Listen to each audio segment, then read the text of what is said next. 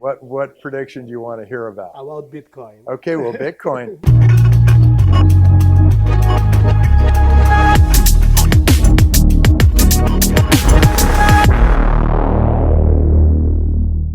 Bitcoin, I am holding to my prediction, which is that Bitcoin will hit 250,000 in 2022 or 2023, and the reason is that that is a 5% market share of all the currency in the world, and it's very likely that that when given the choice, and once all the engineers have created great ways of operating and using Bitcoin for payments or for buying things or stock or whatever, then they're going to have consumers will have this choice, and the choice will be Bitcoin, which is decentralized, open, transparent, global, frictionless, or political currency. And you know what's happened to political currency here in Argentina.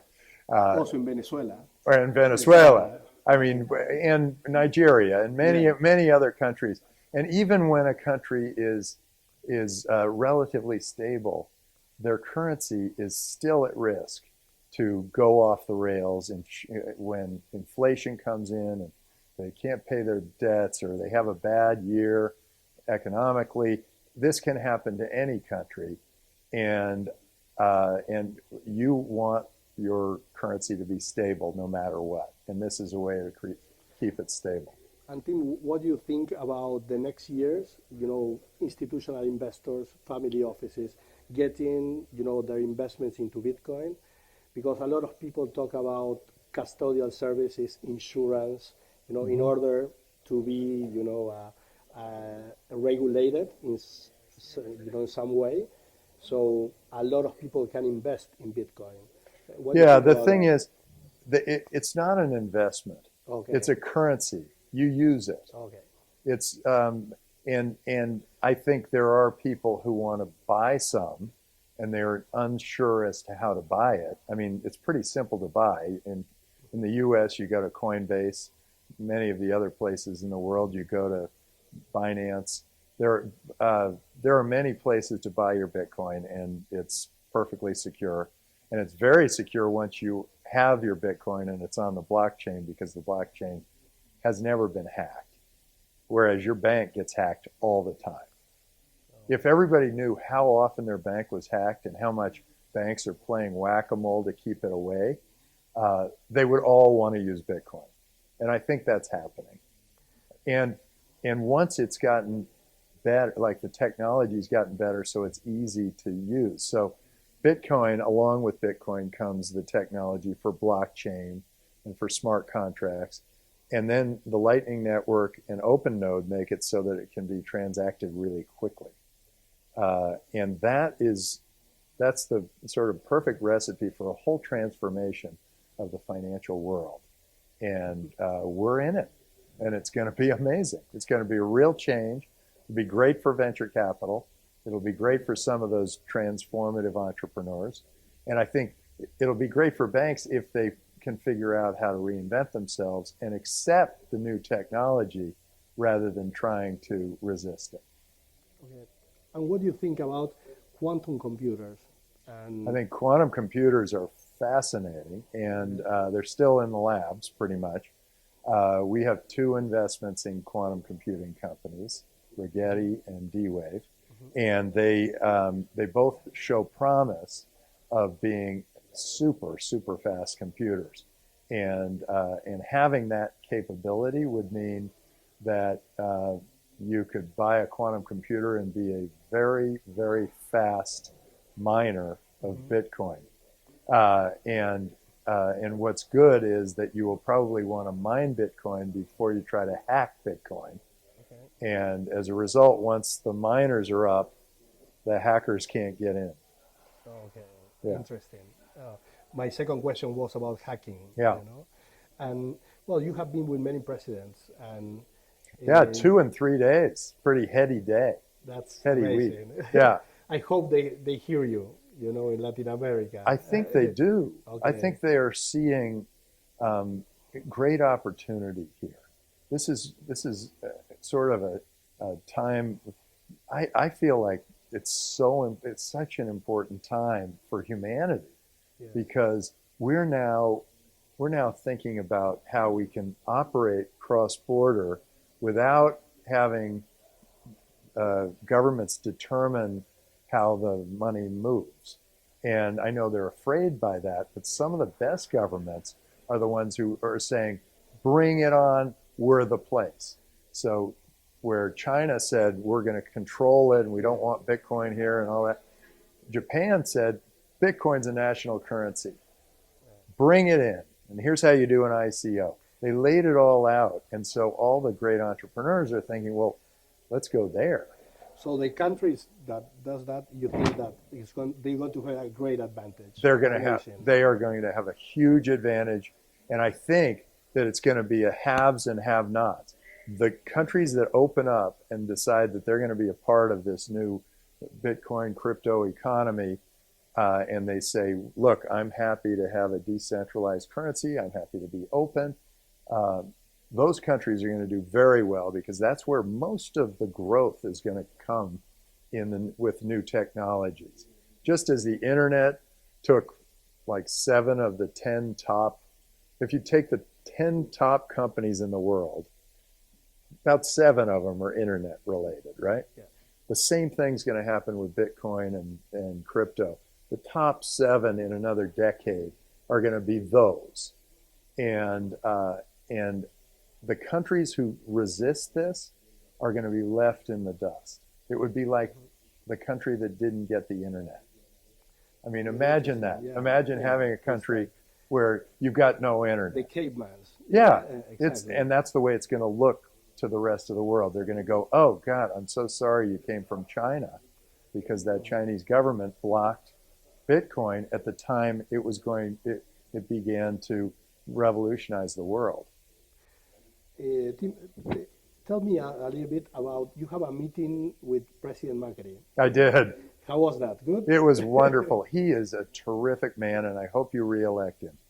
He has a very good way about him, very thoughtful, and I came in kind of crazy. I made a bet with him on Bitcoin versus the peso.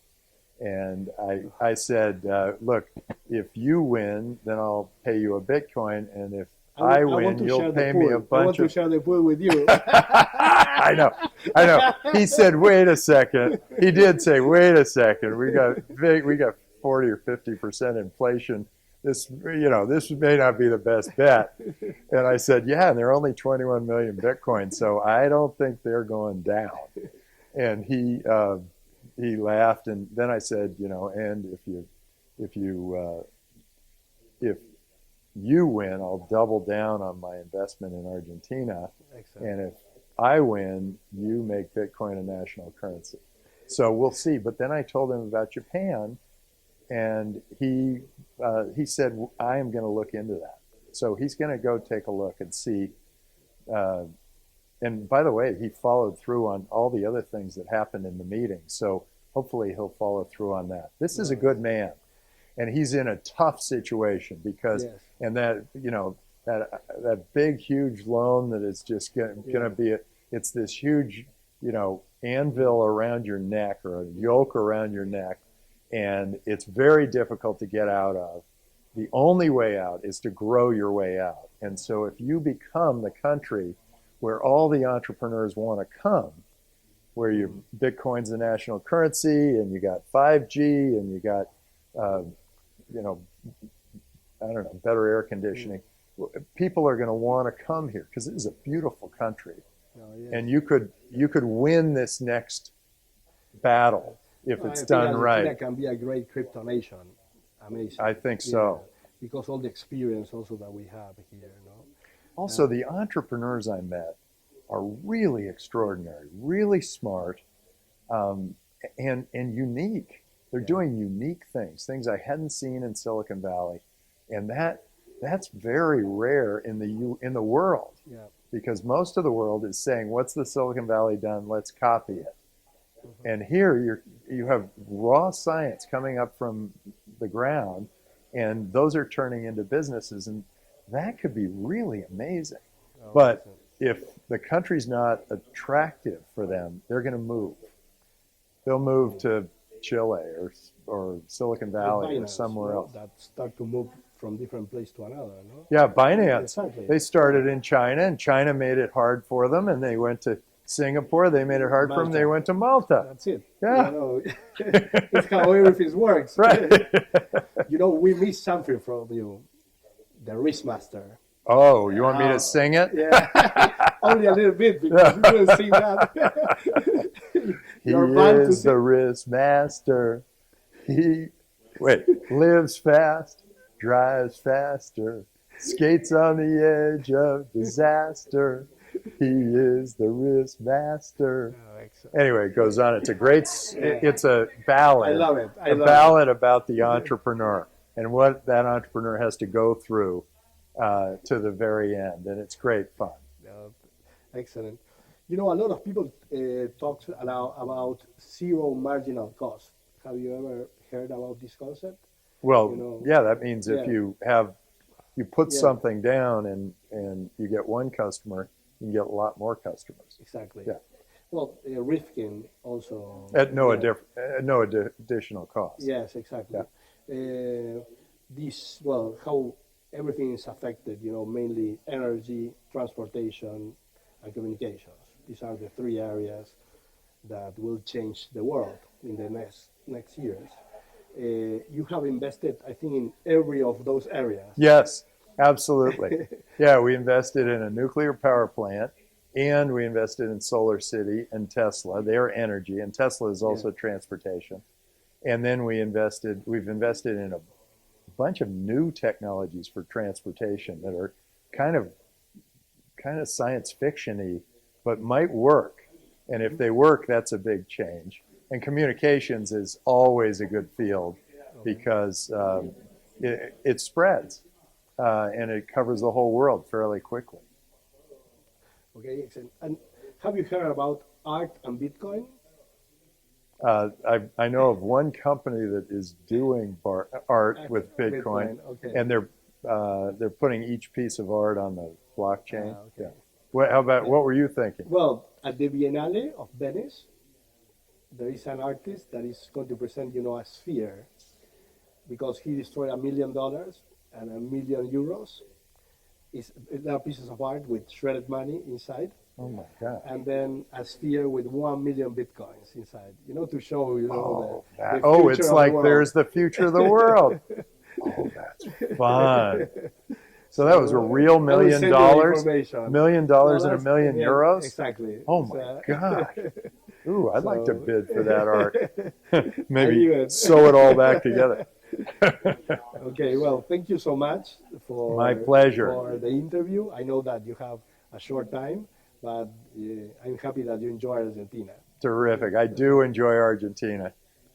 Best meat, and I saw tango last night, an Argentine tango, and it was extraordinary. I was captivated. Excellent. I couldn't take my eyes off it. It was so great. No, that's great. So I really love the And if country. I go to San Francisco, I want to invite you a drink at least. You know. Terrific. I don't drink, but we could have some water Some or juice. something, juice, whatever.